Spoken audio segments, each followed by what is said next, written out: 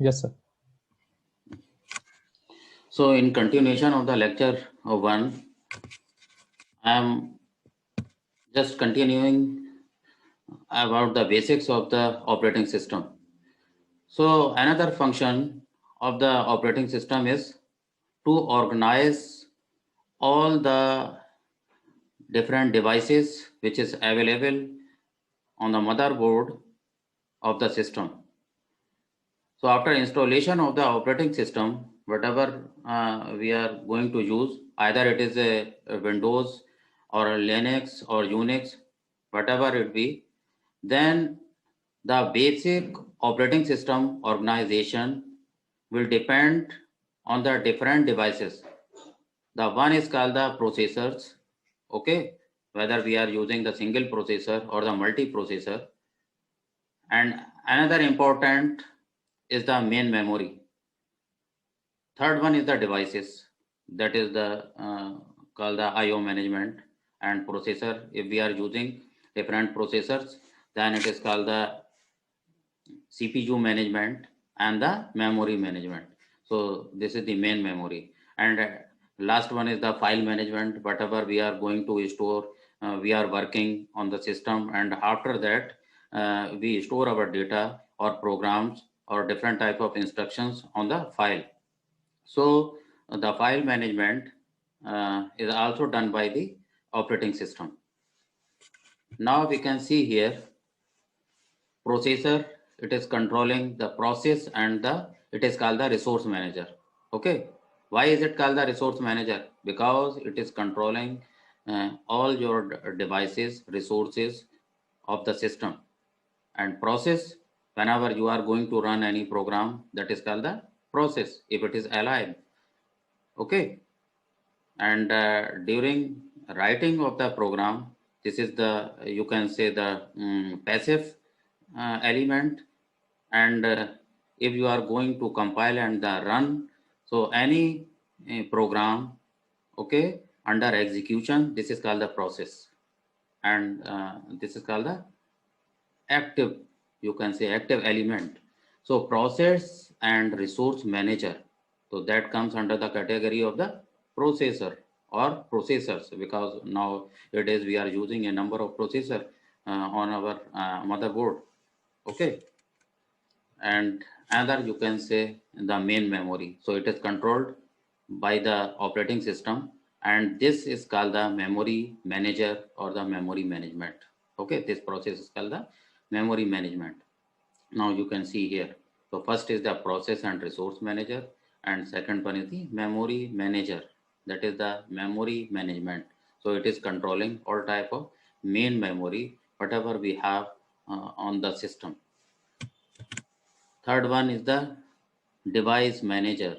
Okay, we are using a number of devices, that is called the input output devices, that can control our input as well as the output. So we use the interface with the operating system. So operating system provides the interface with the different IO devices. So we can connect different input devices as well as the output devices, and you know various examples of the input and output devices already.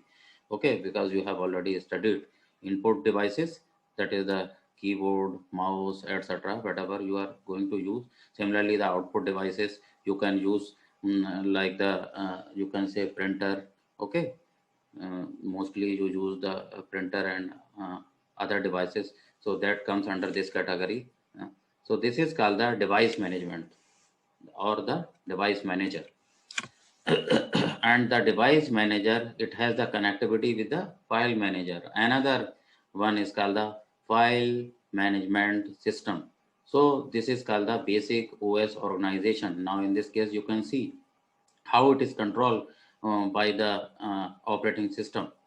So first, at the basic level you have the system, and after that you install the operating system whatever you like, okay, as per your choice.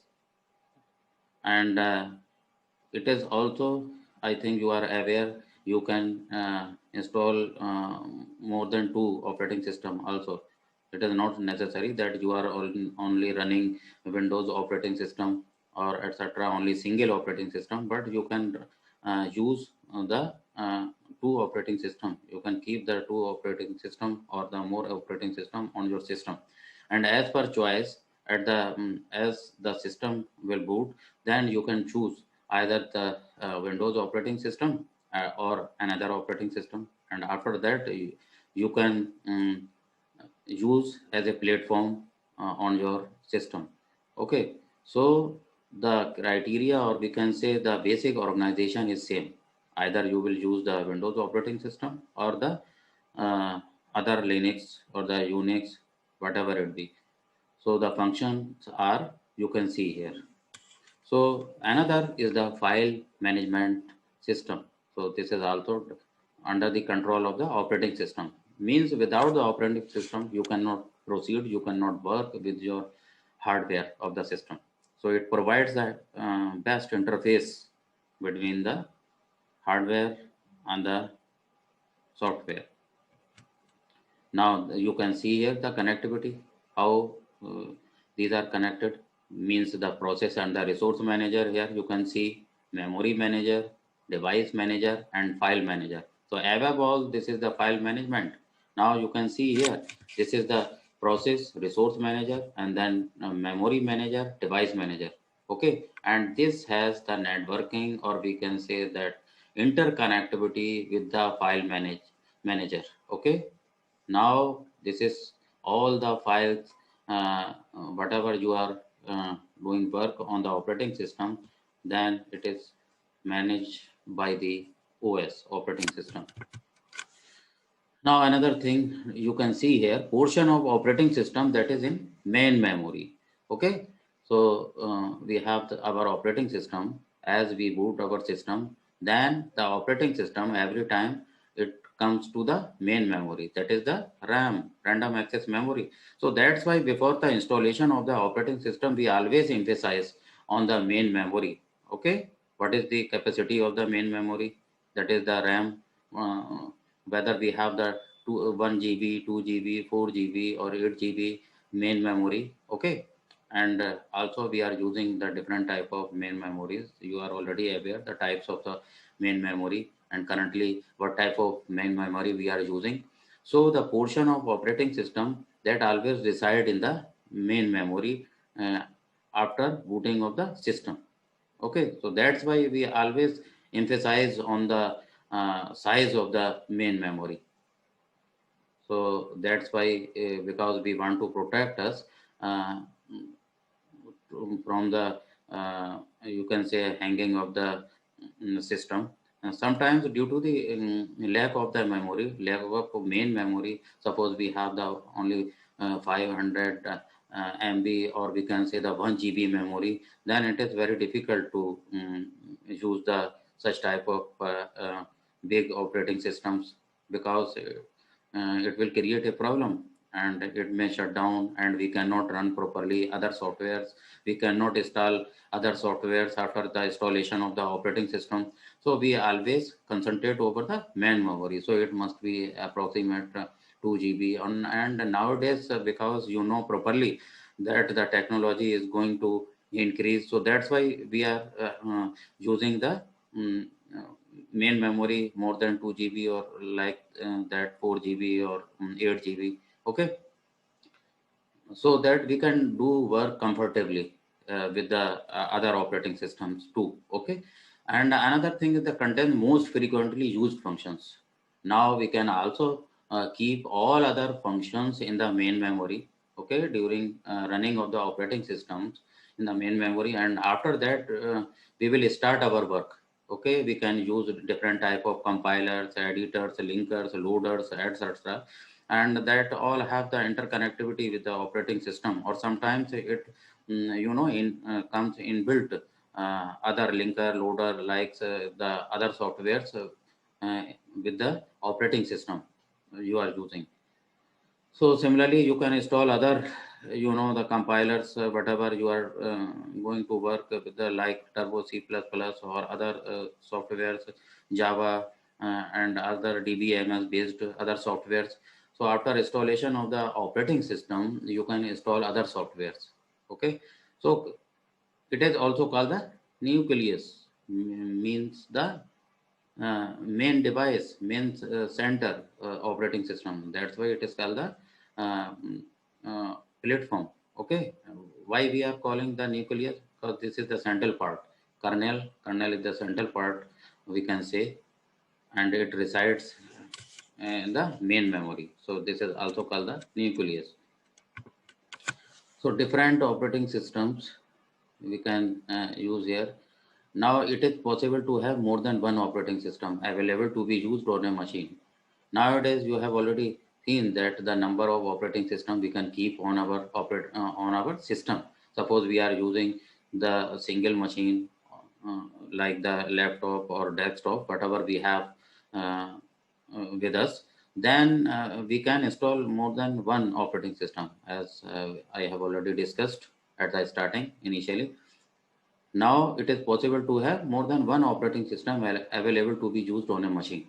Okay, we can install the Windows operating system as well.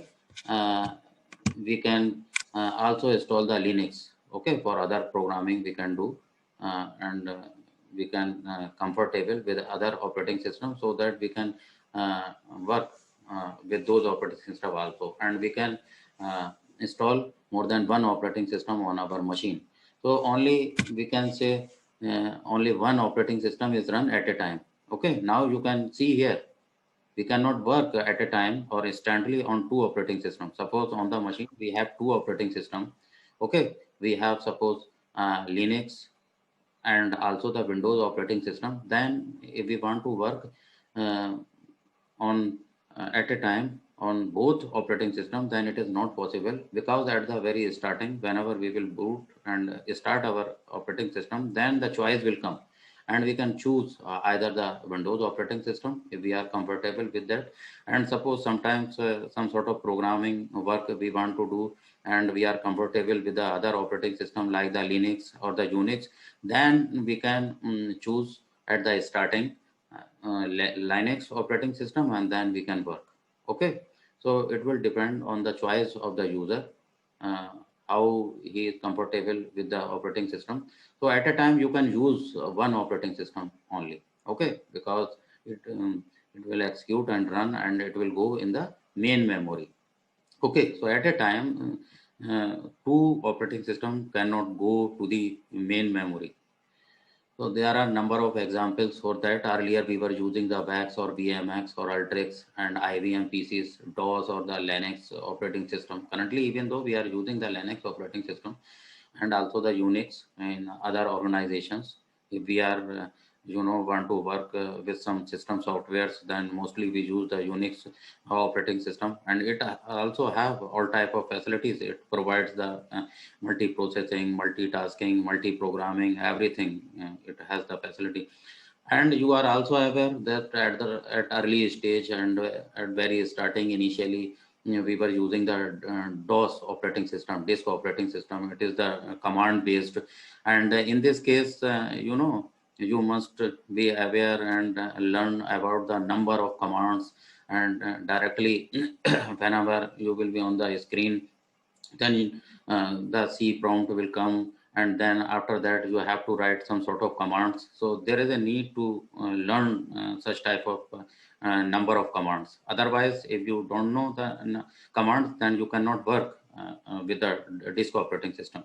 Okay, and nowadays we are, even though using the disk operating system, but we are comfortable with the other Windows operating system or the Linux, because these are the user friendly, and one of the best, you can say, the Windows operating system everybody is using and comfortable with this, because on operating system currently whatever we are using the Windows, so no need to learn any type of command, and it is also the user friendly, we are already aware this.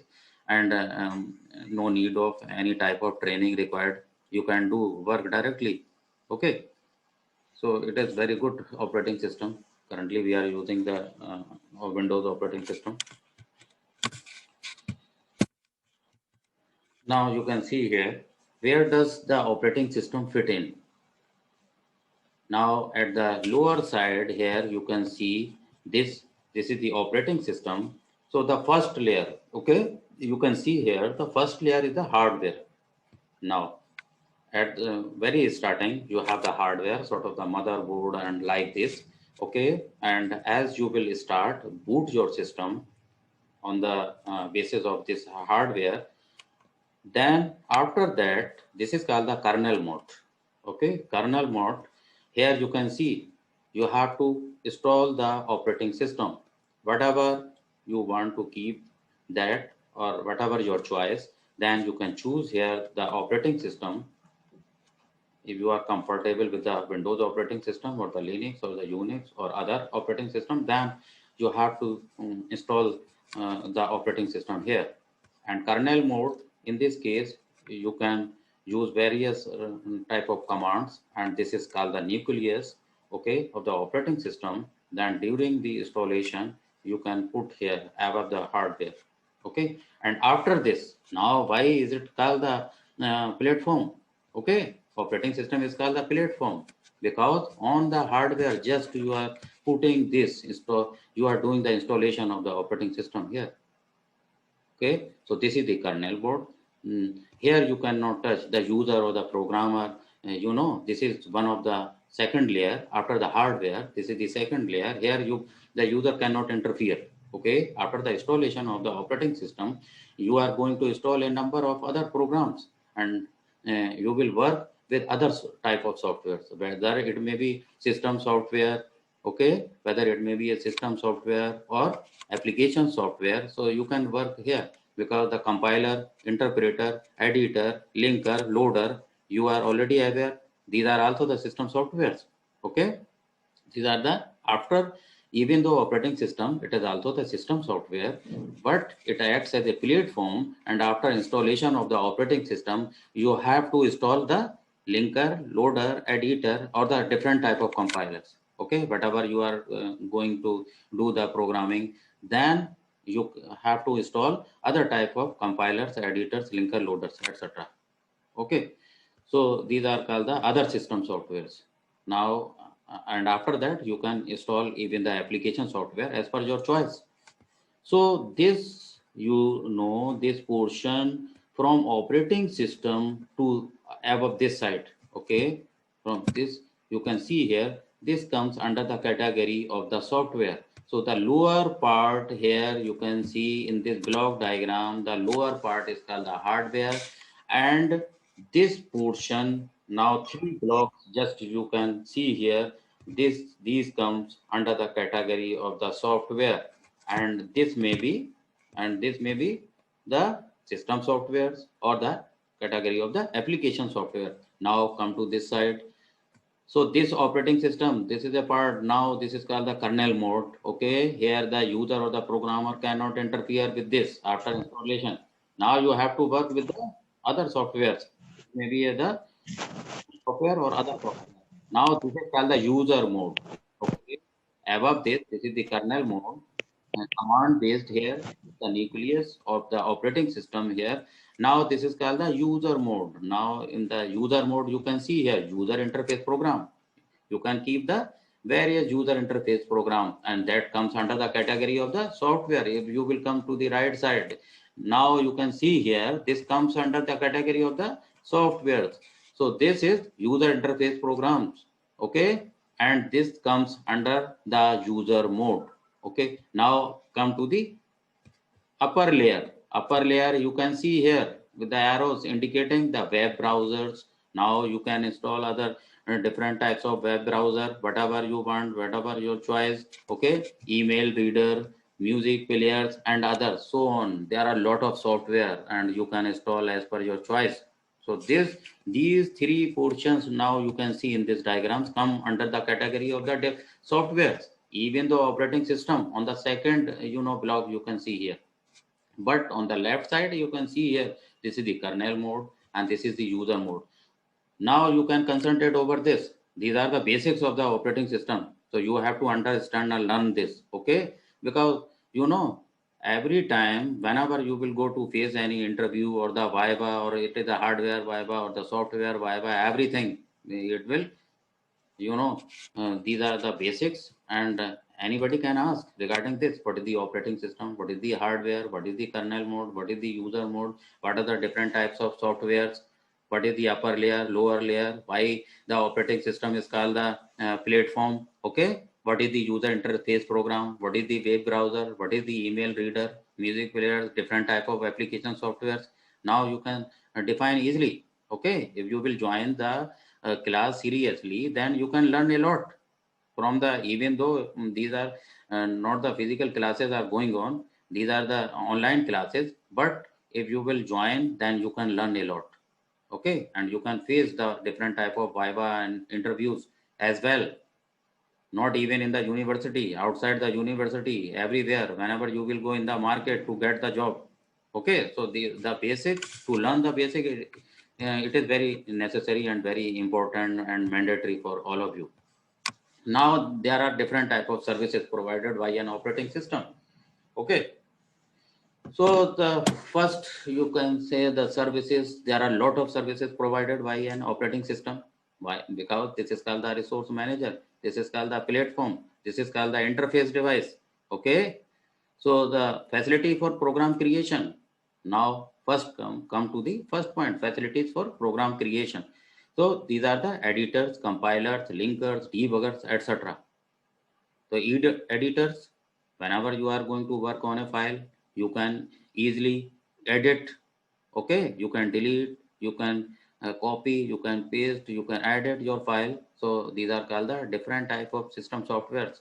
That is called the editors. Okay, so that you can work on the file comfortably. So these are, even though these are the inbuilt with the operating system, even nowadays. And another category is called the compilers. Compilers that comes under the category of the system softwares. Okay, these are also called the system softwares, and you have already studied about the compilers. These are the system softwares and comes under the category of the system softwares, compilers. Okay, and you have already studied about the compilers, you have already explored, you have already passed even the clear the paper on the compiler design. Third one is the linkers. You are already aware by the linkers, these also come under the category of the system software, even though these are the small part of the system software. Linkers links your files, different type of programs. Okay, with the operating system, links with the compiler. And third one is the debuggers. Debuggers, whenever you are going to remove some sort of errors. Okay, if you are working with the suppose turbo C++ or other Java programming, then whenever you will run your program, so then sometime you will get some sort of errors. Okay, then how will you debug those programs? Then you are not going to edit your program directly. There is some sort of software, even though it is inbuilt, you are not aware by this, by the debuggers.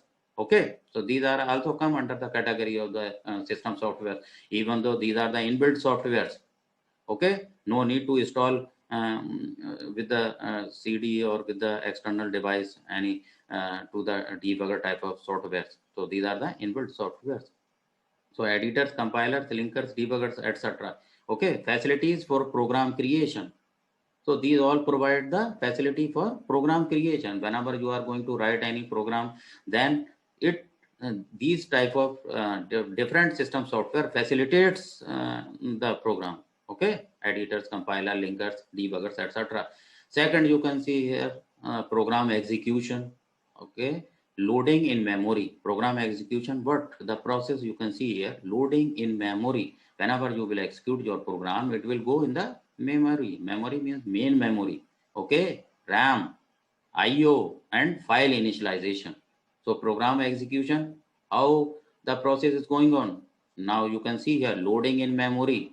Program execution means loading in memory, IO, and file initialization. So it has connectivity with the IO, input output, and file initialization, because you are using different type of header files and etc. You are using different type of functions, input output functions, you are already aware. Suppose you are writing the program in the C, then you will use different type of hash, include, stdio.h, like this. So stdio.h, what is this?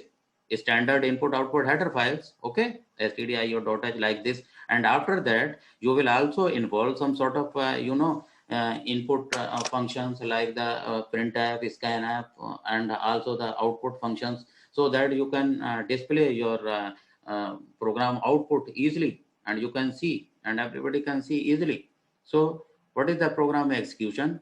Just you are going to write your program, and after that you are the going to load in memory. Okay, program execution means loading in memory, and it has the linking or the interconnectivity with the IO devices and file initialization.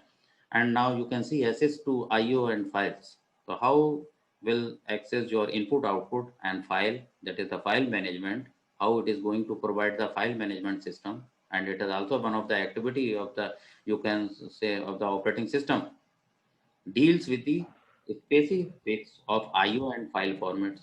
Okay, because whenever we will do any type of programming, so these have the different type of file formats. You are going to install other type of software for the to run the program for the Java or the database management. You are not going to change the operating system. Once you have installed your operating system, then after that, on that platform you can install any type of application softwares. Okay, and that will be the compatible with that operating system. Whatever you are going to install other application software, and that must be compatible with the system software, means the operating system. You are not going to change the operating system for other type of application softwares. Okay, so this deals with the specifics of IO and file formats. So that will depend on the IO and the file format. Just you are going to change only the file formats, and you are not, it is not done by the user, it is done by the operating system. Suppose you are working on the compiler like the Turbo C++, and after that you want to work with the Java compiler or the some sort of DBMS system, then the operating system will manage the IO and the file formats. Okay, there is no any interference of the, you can say, the users with the operating system. Now another point, you can see another service provided by an operating system assist, you can see here, resolves conflicts for resource contention. Now you can see here, protection in access to resources and data. Now here, concentrate over this, resolves conflicts for the resource contention. Means there is no any fight with the resources. What are the different type of resources? Now let me know, please tell me what type of resources you are going to use. Yes, please. Anybody else? So input devices, sir. Yes, yes, of course. Input devices and other Files. for different type of files and other, please. Yes, memory, CPU, central processing unit. You know that is a very important, very much important. Process management. How the process management will go with the help of the CPU. Process management, memory management, okay, IO management. So this result.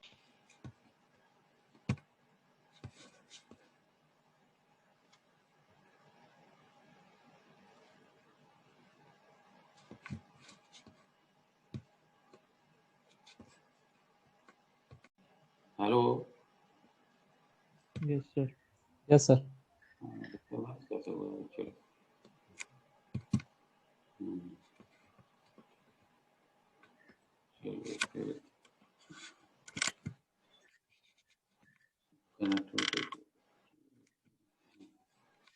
So this is called the conflicts of the resource.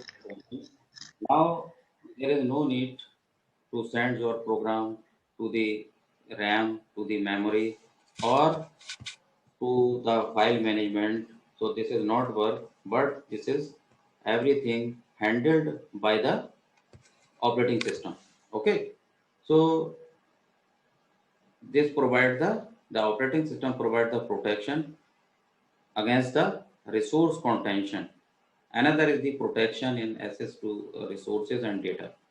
Okay, now you can save your data after running of the different type of programs, and you can have the access with the different type of resources. So this is done by the operating system. Now we can see here the motivation of operating system, OS. Now you can see here introduction. What is the motivation for operating system? Now you can see here, what's an operating system? Computer oblique operating system overview, evolution of operating systems, functional or protection aspects, operating system structures. Okay, so it is a sort of introduction. So we have already studied about the operating system, what are the different characteristics of the operating system. Okay, and what is the computer operating system overview? You have already seen here. What is the overview in the block diagram? Just you have seen. Evaluation of operating system. You have idea about the starting of the operating system and the early stage operating system, and another is called the functional protection aspects, and third one is the operating system structure. So at the end we will discuss about the operating system structures. Now another thing is called the overview. What is the overview? Overview, now you can see here multi-programming. So this is one of the best property of the operating system. It must have the multitasking, multi-programming, okay, and multi-processing. So what is the multi-programming? Running multiple programs at the same time. So there are a number of programs you can run at the same time. That is called the multi-programming facility. Okay. So this is the one of the property of the OS, multi-programming. Now you can run at a time a number of programs. So requires multiplexing. That is the sharing of the CPU, central processing unit. So whenever you will use a single processor, and then it requires the multiplexing. Okay, so that you can run a number of programs at a time. Now you can see here Firefox, Word, Java, Firefox, Word here you can see, and the time also you can check here.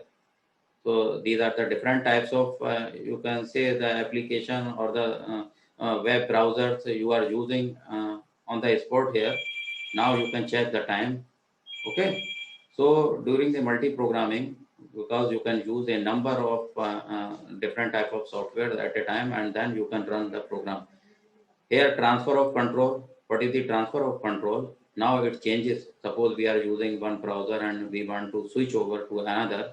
Okay, then just we are transferring the control. This is called the context switch. Okay, sometimes you are using the Firefox.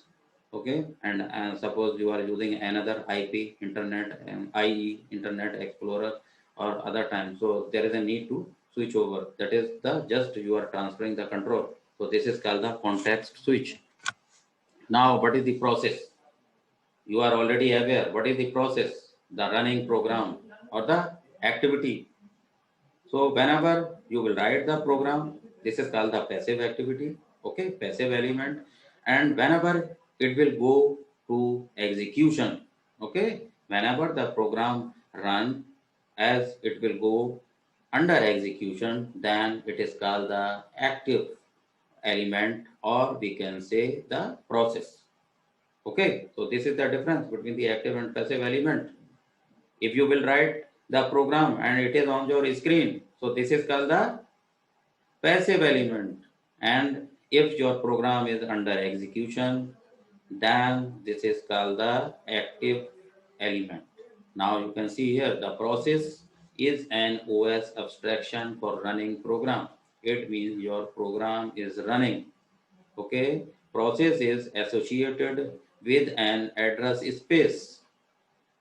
Okay, because there is a need to store your process or the program somewhere on the device or in the memory.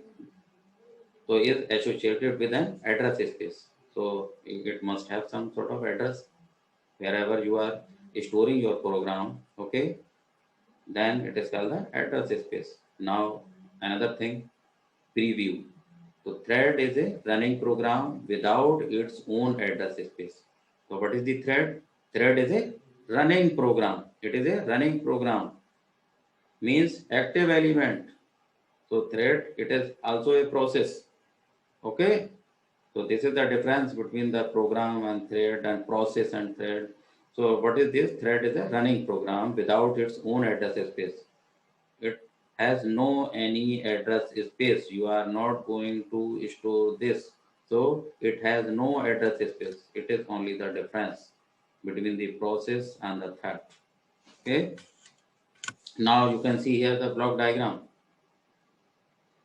So this is, now you can see kernel space, stack, dynamic allocated memory, heap, dynamic allocated memory again. Heap, just you are going to heap means just you are going to collect some sort of one type of program.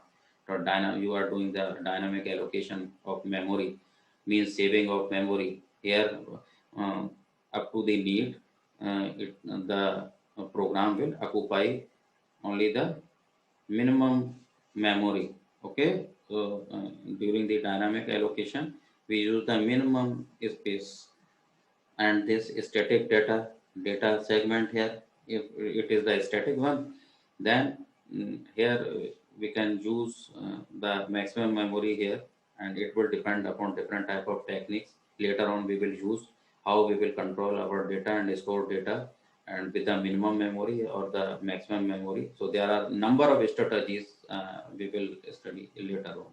Okay, and at the end you can see here code text segment here. Okay, so here you can see this is the PC. You are already aware. You have studied in the microprocessor PC program counter. Okay, stack pointer like this. Here you can see. So how we will proceed? How do processes share the CPU? Okay, how we will use the CPU and how the processes share the CPU. Now you can see here the OS maintains a per process control block. So there is a PCB. PCB means process control block. So the OS maintains a per process. So there is a PCB, and here we can say a number of files or folders